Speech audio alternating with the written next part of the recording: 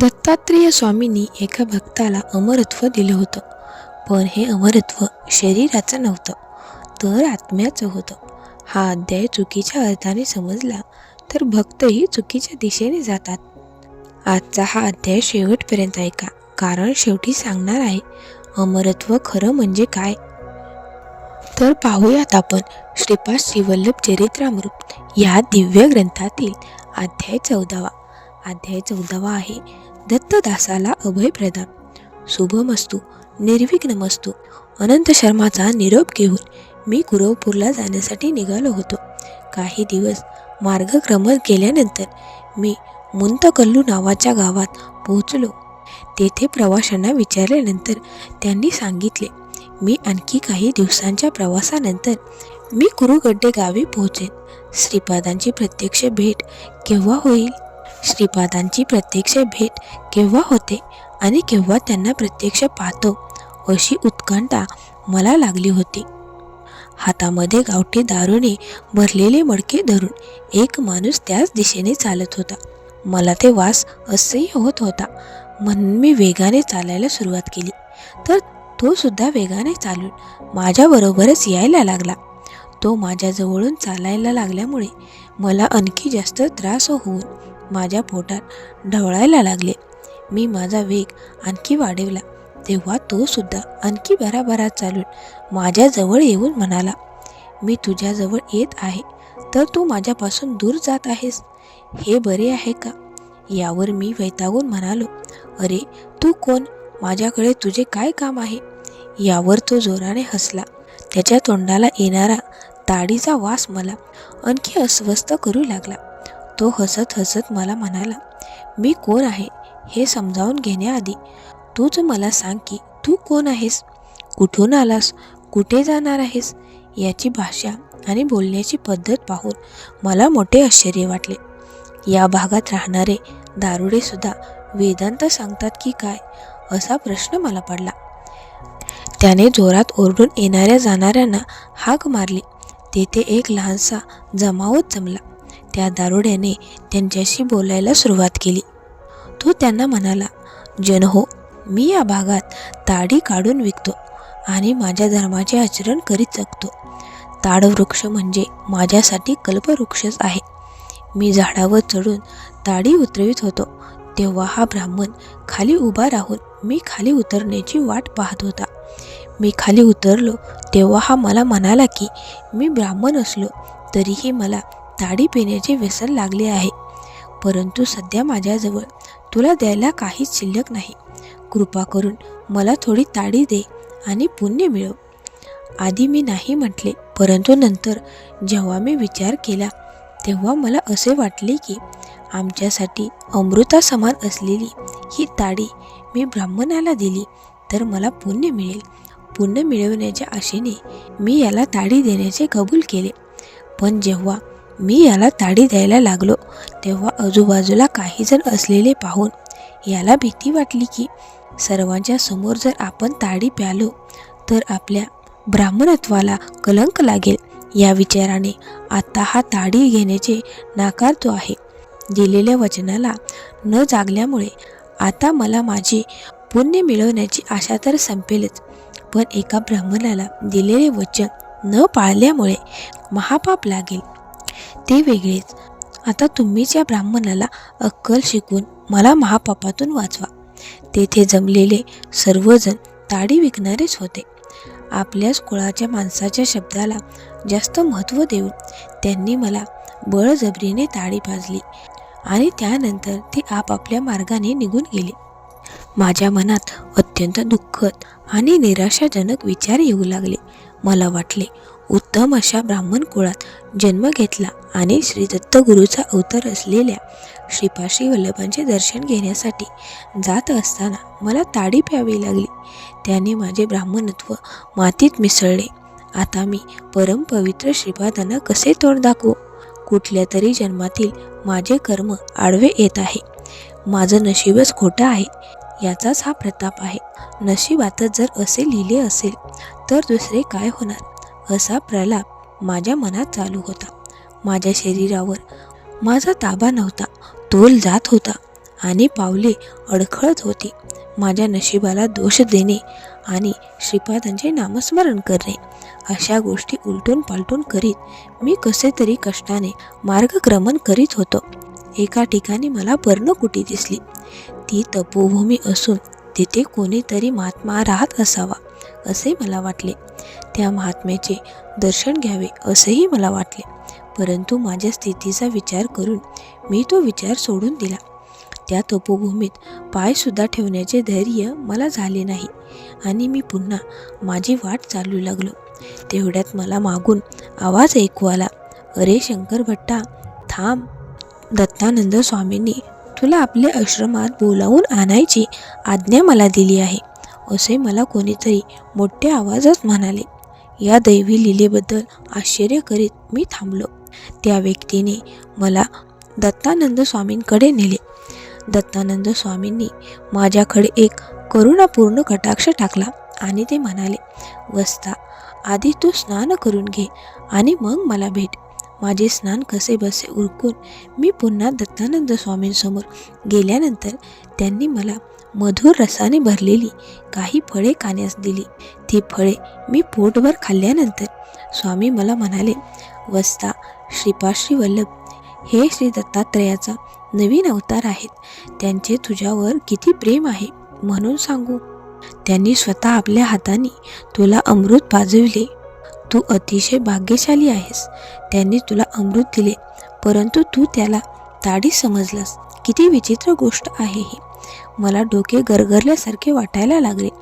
बघता बघता माझ्या डोळ्यासमोरील जग अदृश्य झाले आणि मी आतापर्यंत कधीही न अनुभवलेल्या एका शांत सुखद वातावरणात असलेल्या चैतन्य सागरामध्ये तरंगू लागलो. त्या अफाट पसरलेल्या दृश्यांमध्ये मी स्वतः अतिशय लहानसा क्षुद्र प्राणी असल्यामुळे जाणीव मला होत होती. माझा अहंकार गळून पडला. माझ्या मनात माझ्या क्षुद्रपणाची जाणीव सतत आणि प्रकर्षाने होत होती. त्यानंतर मी एक प्रकारच्या तृप्त आणि समाधानी वृत्तीमध्ये तल्लीन झालो. माझी जाणीव हरपली. मला स्वप्न पाहत असल्याचा भास होत होता.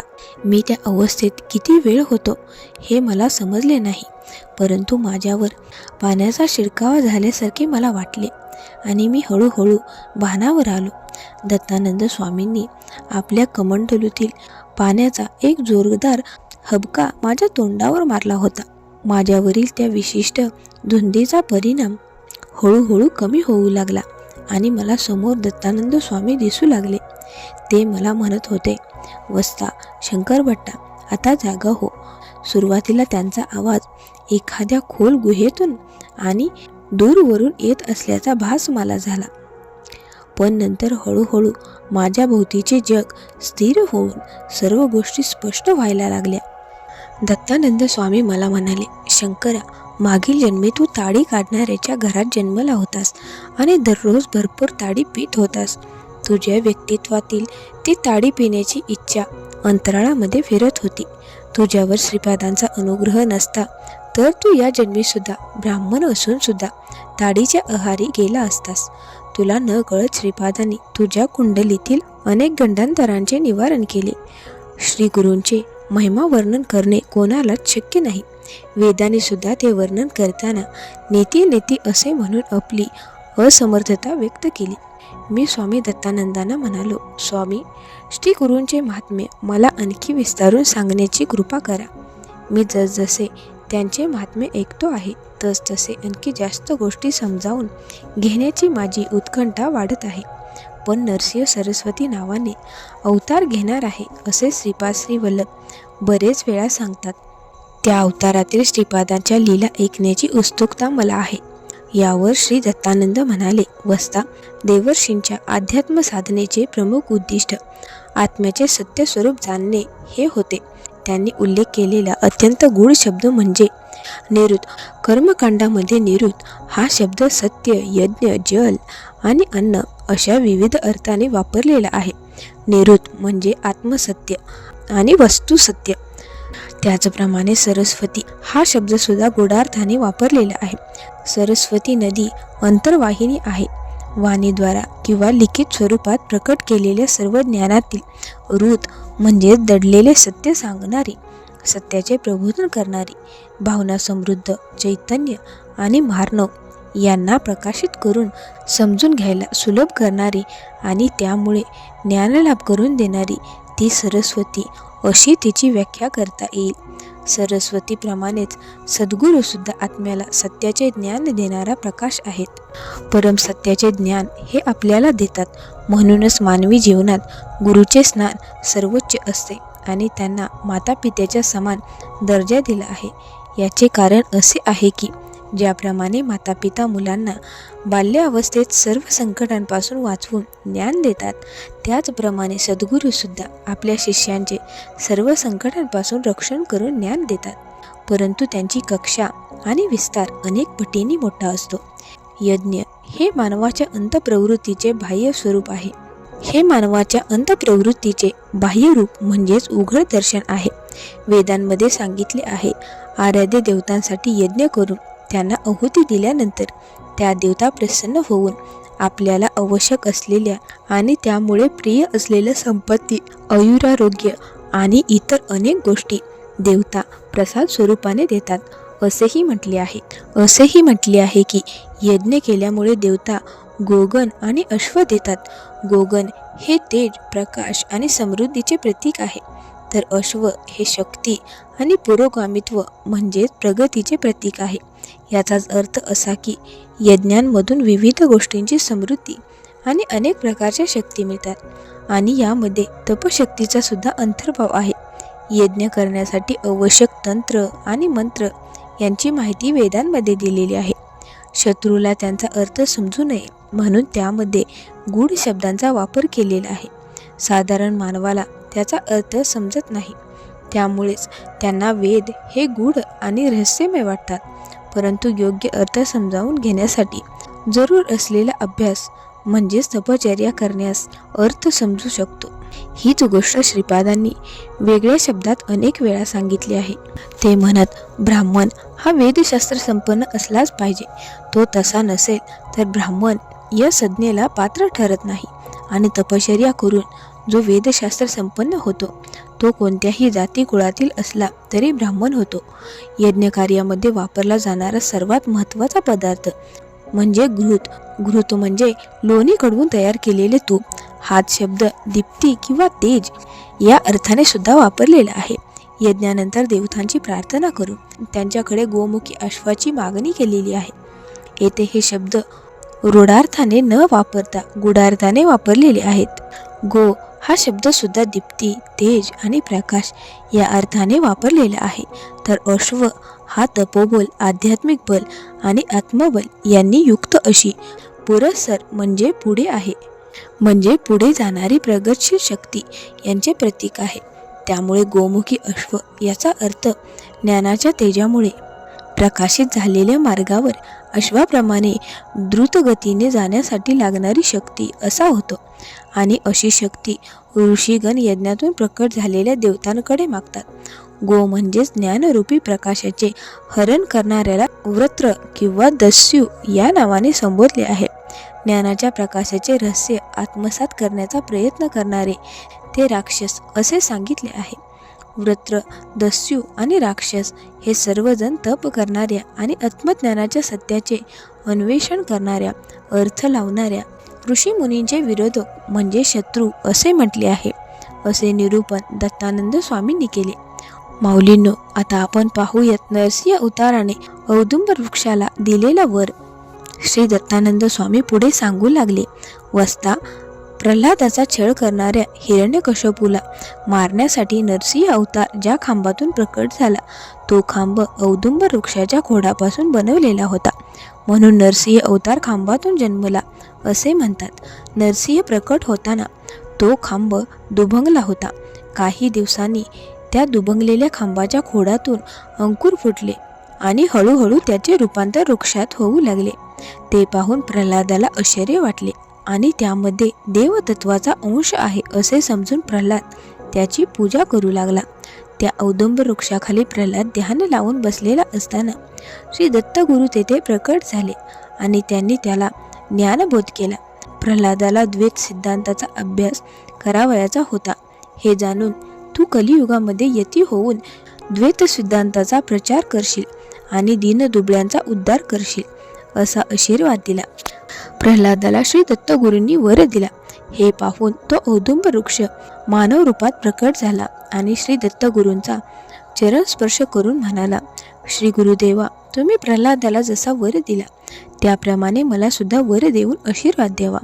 दत्तगुरू त्याला म्हणाले, तुझ्यामधून मी जन्म घेतला आहे, त्यामुळे मी तुला असा वर देतो की प्रत्येक औदुंब वृक्षाच्या मुळाशी नित्य माझे वास्तव्य राहील. पैंग्य ब्राह्मण या ग्रंथामध्ये या प्रसंगाचे फार रसाळ वर्णन केलेले आहे. सध्याच्या काळात हे पैंग्य ब्राह्मण सप्तर्षींचे तपोभूमी असलेल्या हिमालयातील शंबलग्राम आणि त्यांच्या आसपासच्या भागातच आहेत. इतरत्र त्यांची वस्ती नाही. या जगात परमेश्वर नाही असे म्हणणाऱ्या हिरण्यकश्यपूला माझे अस्तित्व दाखवून देण्यासाठी मी नरसिंह अवतार घेतला. येणाऱ्या कलियुगात सुद्धा परमेश्वराचे अस्तित्व नाकारणारे काही मानव प्राणी जन्मातील त्यांना माझे अस्तित्व दाखवण्यासाठी मी नरसिंह सरस्वती या नावाने अवतार घेणार आहे आणि त्याचबरोबर प्रल्हादांसारख्या माझ्या भक्ताचे रक्षण करणार आहे, असे दत्तगुरूंनी सांगितले. तर माऊलींनो, पाहूयात आपण श्रीपादांच्या अद्भुत लीला. पाण्याचे झाले तूप, तूप चोराचे घर जळाले आणि भक्ताचे तोतरे पण गेले. मी शंकर भट्ट श्री दत्तानंद स्वामींना विचारले, स्वामी, तुम्ही पिटिकापुरातील श्रीपाद श्री वल्लभांचे दर्शन घेतले आहे का? तेथे तुम्हाला काय अनुभव आला? त्याचे वर्णन ऐकण्याची माझी उत्कंठा वाढत आहे.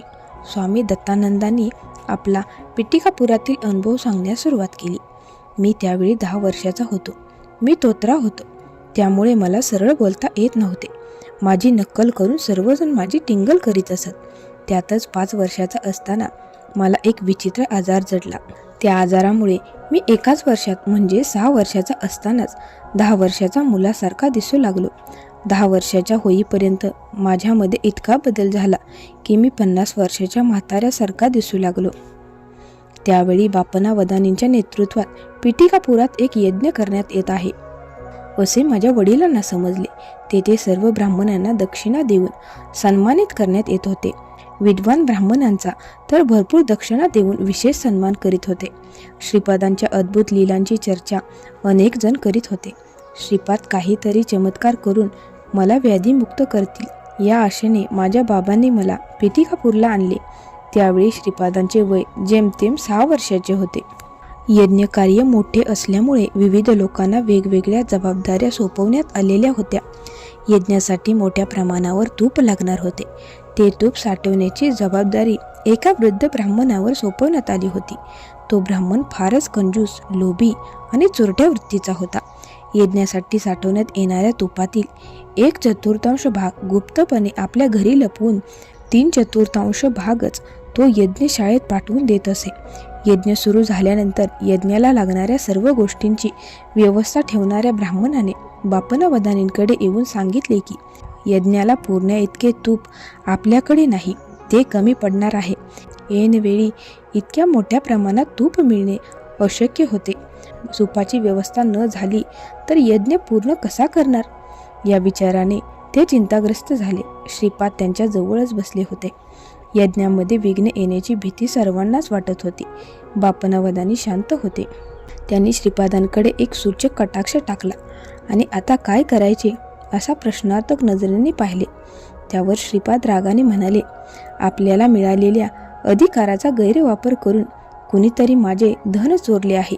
माझ्या नावाने पिटिकापुरात लूट करण्याचा कारभार चालवला आहे. माझ्या धनाचा अपहार करणाऱ्यांना मी सहजासहजी सोडणार नाही. माझे धन चोरणाऱ्याला मी मोठी शिक्षा करीन.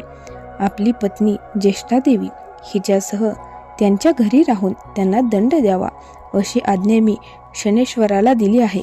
श्रीपाद काय बोलत आहेत ते तेथील कोणाच्याच लक्षात आले नाही. बहुतेक पुढे घडणाऱ्या एखाद्या घटनेबद्दल ते बोलत असावेत असेच सर्वांना वाटले. श्रीपादांनी तुपाची जबाबदारी असलेल्या वृद्धाला ताडपत्रावर एक संदेश लिहायला सांगितला. त्यामध्ये लिहिले होते की, हे गंगामाते, यज्ञामध्ये अडचण आलेली आहे, त्यासाठी तातडीने तूप दे. तू उधार दिलेल्या या तुपाची बाकी माझे आजोबा व्यंकटप्पया श्रेष्ठी चुकती करतील. ही श्रीपाद श्री वल्लभांची आज्ञा आहे. पत्र लिहून झाल्यानंतर श्रीपादांनी ते व्यंकटप्पया श्रेष्ठींना दाखवले. त्यांनी पत्रातील मजकुराला संमती दिल्यानंतर श्रीपादांनी त्या वृद्ध ब्राह्मणासह चौघांना पादगया तीर्थक्षेत्रावर पाठविले. ते पत्र तीर्थराजाला अर्पण करून त्या चौघा ब्राह्मणांनी आपल्याकडील भांड्यामध्ये त्या तीर्थातील पाणी भरून घेतले. यज्ञशाळेत येईपर्यंत त्या पाण्याचे तूप झालेले होते. हे तूप वापरून यज्ञ विना अडचण पार पडण्यात आला. त्यानंतर पत्रात लिहिलेल्या वचनाप्रमाणे व्यंकटप्पया श्रेष्ठींनी पूर्वीच्याच पात्रांमध्ये तूप भरून दिले.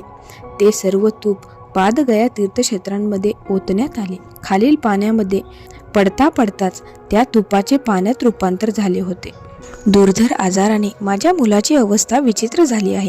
कृपा करून माझ्या मुलाला आरोग्य संपन्न करावे अशी विनंती माझ्या बाबांनी श्रीपादांना केली.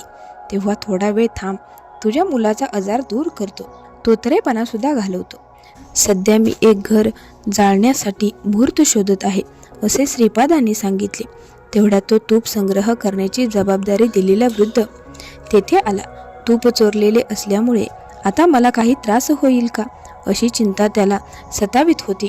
आपण तूप चोरले आहे हे श्रीपादांना सांगितल्यास बरे होईल काय असा विचार त्याच्या मनात वारंवार येत होता.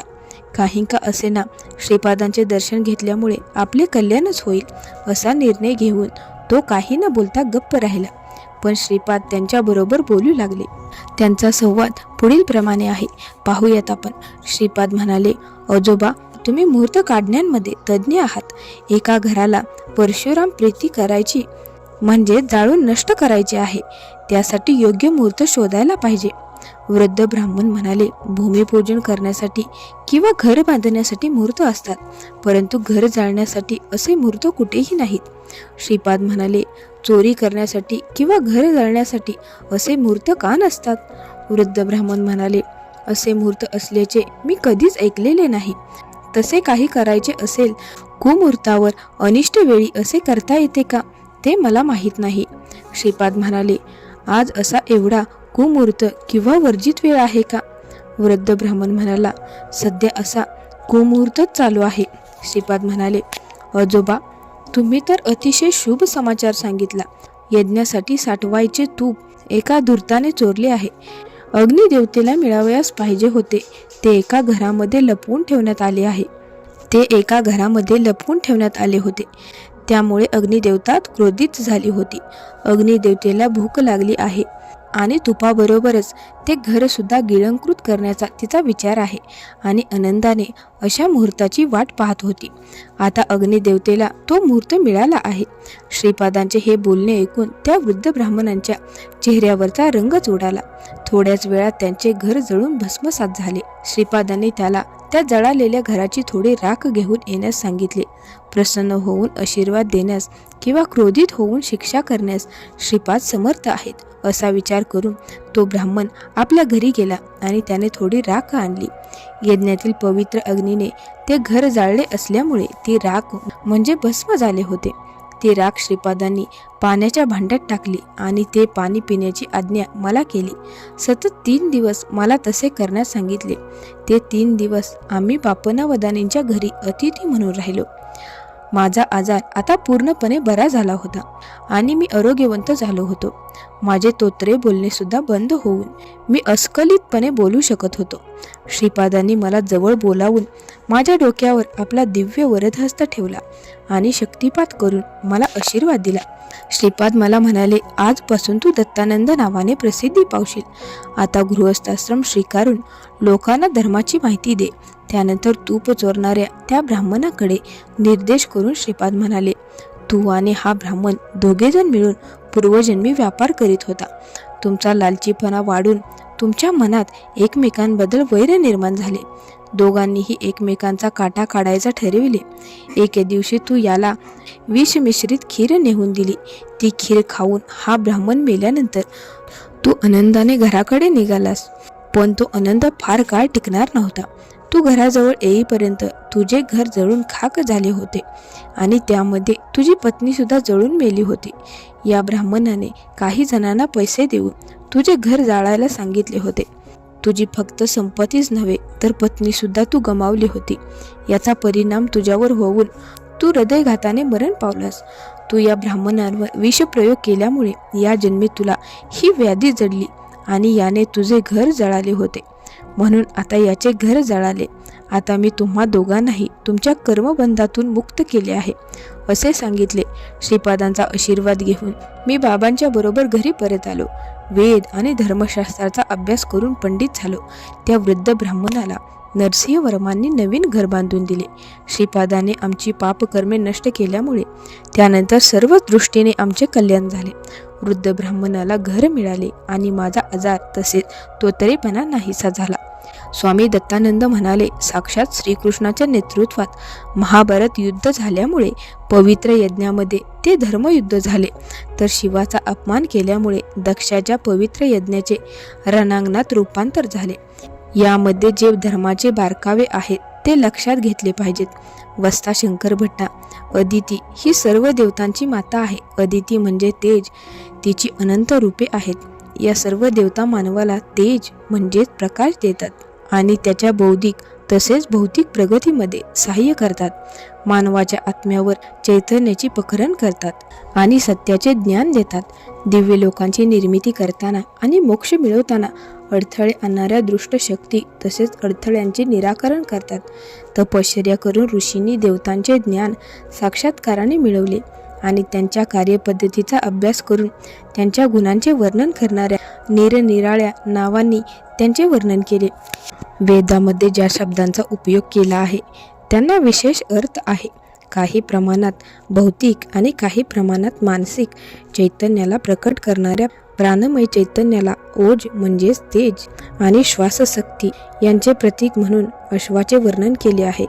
हा क्रियायोगाच्या रहस्याचा भाग आहे. वनस्पती, पशु इत्यादी जीव हे लोकांच्या उपयोगासाठी जन्मले आहेत. मूळ बीजांच्या मूलद्रव्यांच्या अपकर्षणातून ती सजीव झाली आहेत. त्या मूळ धातूंपासून असंख्य श्रेणी निर्माण होतात आणि त्यांचा विकास होऊन विविध जाती, वंश आणि कुळांमध्ये त्यांचा विस्तार होतो. त्या प्रत्येकाला त्यांच्या गुणधर्माप्रमाणे एक विशिष्ट नाव दिलेले आहे. अशी असंख्य नावे आहेत. ती सर्व त्यांच्या तत्वाला आणि गुणधर्माला अनुसरून आहेत. ब्राह्मणाला भूतदेवता का म्हणतात? आता आपण पाहूयात ब्राह्मणाला भूतदेवता का म्हणतात. मानवाला सर्वप्रथम ध्वनीचा परिचय वायू, अग्नी आणि इंद्र यांच्यामार्फत झाला. स्पर्श, ध्वनी, दृश्य, रुची आणि गंध यांची जाणीव पंचेंद्रियामार्फत व्हायला लागली आणि त्याचबद्दलचे वेगवेगळे विचार मानवाच्या डोक्यात घोळू लागले. यातूनच मनाची निर्मिती झाली. त्यातून सुख, दुःख, आनंद, वेदना आणि इतर संवेदना निर्माण झाल्या आणि त्यामधून बुद्धी उत्पन्न होऊन तिचा विकास व्हायला लागला. नैसर्गिक आवाजांचे बुद्धीचे विश्लेषण करून त्यांचा अर्थ लावण्याचा प्रयत्न होऊ लागला आणि मानव आपल्या मुखातून वेगवेगळे ध्वनी उत्पन्न करू लागला. याच ध्वनीपासून पुढे वेगवेगळे शब्द तयार झाले. यानंतर मनशक्तीचा वापर करून विविध पदार्थ, वस्तू, नैसर्गिक घटना यांच्यासाठी वेगवेगळी नावे निर्माण. त्यानंतर बुद्धीद्वारे मनामध्ये निर्माण केल्या जाणाऱ्या विविध भावनांचे आकलन इतरांना व्हावे म्हणून त्यांचे वर्णन करण्यासाठी आणखी शब्द तयार झाले. त्या शब्दांपासून वाक्ये आणि त्यापासून भाषा निर्माण झाली. प्रथम या भाषेचा उपयोग पंचेंद्रियांमार्फत मिळणारी माहिती एकमेकांना देण्यासाठी करण्यात आला आणि त्यानंतर मनशक्तीमुळे निर्माण होणाऱ्या विविध विचारांची आणि भावनांची देवाणघेवाण करण्यासाठीही या भाषेचा उपयोग होऊ लागला. हे सर्व मनामधील चैतन्य शक्तींमुळे उठणाऱ्या विचार तरंगामुळे घडले. हे तरंग किंवा ही स्पंदने हीच सर्व शब्दांची आणि भाषांची जननी आहे. सुरुवातीला स्थूलभाव प्रकट करण्या इतकंच भाषेचे सामर्थ्य होते, पण नंतर चैतन्य शक्ती जसजशी वाढली तसतसे सूक्ष्म भावभावना प्रकट करण्याचे सामर्थ्य भाषेमध्ये वाढत गेले. यातूनच पुढे स्तोत्रे आणि मंत्र तयार झाले. वेदांमध्ये सांगितले आहे की हे चराचर जगत देवतांच्या अधीन आहे, म्हणजेच त्यावर देवतांचा अधिकार चालतो आणि या देवता मंत्राधीन आहेत, म्हणजेच मंत्रामुळे त्यांना प्रसन्न केले जाऊ शकते. सर्व देवतांना प्रसन्न करणारे मंत्र हे फक्त ब्राह्मणांकडे आहेत आणि म्हणूनच मंत्रावर ब्राह्मणांचा अधिकार चालतो. ब्राह्मणांनी हे मंत्र जोपासून ठेवले आणि सत्कारणी लावले. याच कारणाने ब्राह्मणाला भूलोकीच्या देवता म्हटले जाते. श्रीपाद श्री वल्लभांनी अनेक वेळा सांगितले आहे की आणि सदाचारी ब्राह्मणांमध्येच ब्राह्मणत्व असते. फक्त असे ब्राह्मणच भूलोकाच्या देवता या संज्ञेला पात्र आहेत. भक्ती, वेदाभ्यास, पांडित्य आणि सदाचार यांना आत्मसात केले तर कोणत्याही जातीत जन्मलेली व्यक्ती ब्राह्मणच आहे. या सर्व गुणांमुळेच ब्राह्मणांचे फार मोठे महत्त्व आहे आणि त्यांना भूलोकीच्या देवता म्हटले जाते. स्वामी दत्तानंद यांनी मला पुढे सांगितले की पवित्र ग्रंथाचे पठण विशेष फलदायक आहे. तू तर श्रीपादांचे दिव्य चरित्र लिहिणार आहेस, त्यामुळे तू अधिक भाग्यवान आहेस. हे चरित्र तू संस्कृत भाषेत लिहिणार आहेस, पण पुढे त्याचा अनुवाद श्रीपादांनी मातृभाषा असलेल्या तेलुगू भाषेमध्ये होणार आहे. श्रीपादांचे चरित्र कोणत्याही भाषेतून वाचले किंवा त्यांचे पारायण केले तरी त्याचे फळ एक समानच असते. ज्या ज्या ठिकाणी श्रीपादांचे चरित्र पठण होईल त्या त्या ठिकाणी श्रीपाद सूक्ष्म स्वरूपात उपस्थित असतील. याबद्दलची एक कथा प्रसिद्ध आहे. ती कथा आता मी तुला सांगतो. लक्षपूर्वक ऐक. श्रीपाद त्यावेळी 7 वर्षाचे झाले होते. वेदोक्त पद्धतीने त्यांचे उपनयन करण्याचे श्री बापनावधानी यांनी ठरविले. त्यांच्यासारख्या संपन्न घराण्यात असे कार्यक्रम मोठ्या थाटामाटाने केले जात असत. कार्यक्रमाची तयारी 10-12 दिवस आधीपासूनच सुरू झाली होती. असे कार्यक्रम म्हणजे गावातील लोकांसाठी त्या काळी एक मोठी पर्वणीच असायची आणि गावभर त्या तयारीची चर्चासुद्धा चालायची. पिटिकापूरसुद्धा याला अपवाद नव्हते. पिटिकापूरमध्ये दत्तदास नावाचा एक दत्तभक्त होता आणि त्याची श्रीपादांवर अनन्य भक्ती होती. त्यांचे उपनयन पाहण्याची त्यांची तीव्र इच्छा होती, परंतु कनिष्ठ जातीत जन्माला आल्यामुळे ते त्याला शक्य नव्हते आणि त्यामुळे तो अतिशय दुःखी होता. शेवटी त्याने विचार केला की आपल्याच घरी गुरुचरित्राचे पारायण केले तर आपल्याला आणि आपल्या जाती बांधवांना श्री गुरुदत्त आणि श्रीपादांचा महिमा वर्णन करण्याची आणि गावातील इतरांबरोबर एका समारंभात सहभागी होण्याची संधी मिळेल. 7 दिवस भक्तिपूर्वक दत्तचरित्र सर्वांना सांगून श्रीपादांच्या उपनयन विधीच्या दिवशीच त्यांची सांगता करण्याचे त्यांनी ठरवले. 7 दिवस सर्वांना तीर्थप्रसाद देण्याची व्यवस्था करून त्याने गावातील आपल्या सर्व जाती बांधवांना आमंत्रण दिले. इतके सर्व केले, पण खरी अडचण त्यापुढेच होती. त्याला लिहिता वाचता येत नव्हते. असे असताना दत्तचरित्राचे पारायण कसे करायचे असा प्रश्न निर्माण झाला. परंतु त्यातून सुद्धा दत्तदासाने मार्ग काढला. दत्तचरित्रातील त्याला माहीत असलेल्या गोष्टी तो आपल्या घरी जमलेल्या आपल्या जाती बांधवांना सांगू लागला. अंतःकरणापासून सांगितलेल्या त्या गोष्टी सर्वजण भक्तिपूर्वक ऐकत होते. त्याची भाषा शुद्ध नव्हती, पण भक्तिभावाने सांगितलेल्या त्या गोष्टी रसाळ वाटत होत्या. आत्री ऋषी आणि अनसूया माता यांच्या पोटी कसा जन्म घेतला, त्यांनी काय काय केले हे सर्व त्याला माहिती असलेले प्रसंग त्याने आपल्या मोडक्या तोडक्या भाषेत सांगितले आणि दररोज स्वामींना तीर्थप्रसाद दिला. दत्तदासाने सुरू केलेल्या पारायणाचा 7वा म्हणजे श्रीपादांच्या उपनयनाचा दिवस उगवला. दत्तदासाने दत्तगुरूंना फळे आणि मधुर पेयाचा नैवेद्य दाखवला. इकडे उपनयन विधी पार पडल्यानंतर पिता अप्पलराज शर्मा, माता सुमती देवी, बापनावधानी, व्यंकटप्पया श्रेष्ठी, नरसिंह शर्मा यांनी कुटुंबीय मंडळी, गावातील इतर प्रतिष्ठित ब्राह्मण आणि श्रीपाद बोलत बसले होते. उपनयन संस्कार सुरू असतात दत्तदासाच्या घरी होत असलेल्या पारायण सोहळ्यातील भक्तिभाव आणि निष्ठा यामुळे श्रीपाद प्रसन्न झाले होते. इतर सर्वजण आपापसात बोलत असताना श्रीपाद आपल्याजवळ बसलेल्या एका ज्येष्ठ ब्राह्मणाला म्हणाले की आता मी दत्तदासाच्या घरी जाणार आहे. त्यावर जवळच बसलेल्या बापनावधांनी त्यांना विचारले, आता हा कार्यक्रम नुसताच संपला आहे, दत्तदासाच्या घरी जाण्याचे काय कारण आहे? त्यावर श्रीपाद म्हणाले, भावभक्तीपूर्ण अंतःकरणाने आणि निरपेक्षपणे दत्तदासाने माझे चरित्र सर्वांना सांगितले आहे. जरी त्याने एकच वर्णन पुन्हा पुन्हा सर्वांना सांगितले असले तरी त्याने ते 53 वेळा सांगितल्यामुळे माझ्या चरित्र वाचनाचे फळ त्याला मिळायला हवे. तेथे असलेल्या ब्राह्मणांनी या गोष्टीला विरोध केला. श्रीपादाने दत्तदासाच्या घरी जाऊ नये असे त्यांनी सांगितले. आता आपण पाहूयात, श्रीपादांच्या भक्तवात्सल्याला जाती कुलाचे बंधन नाही. दत्तदासाच्या घरी श्रीपादांनी जाऊ नये हे ब्राह्मणांचे म्हणणे ऐकून श्रीपाद भयंकर क्रोधित झाले. ते म्हणाले, कनिष्ठ जातीतील आहेत असे म्हणून तुम्ही सर्वजण त्यांच्याशी कौर्याने वागता, पण लक्षात ठेवा त्यांच्यावर माझी पूर्ण कृपा आहे. येत्या काळामध्ये ते उन्नत पदांवर पोहोचतील. पुढील शतकामध्ये ते उत्तम स्थितीत असतील.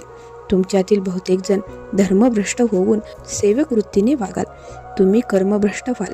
माझे हे शब्द म्हणजे काळ्या दगडावरील रेघ आहे, त्यामध्ये कोणताही फरक पडणार नाही. असे असले तरी तुमच्यापैकी जे लोक आपले ब्राह्मण्य टिकवून ठेवतील आणि धर्माचरण करत राहून दत्तभक्ती करतील, त्यांचे पापणी जरी डोळ्याचे रक्षण करते त्याप्रमाणे मी रक्षण करीन.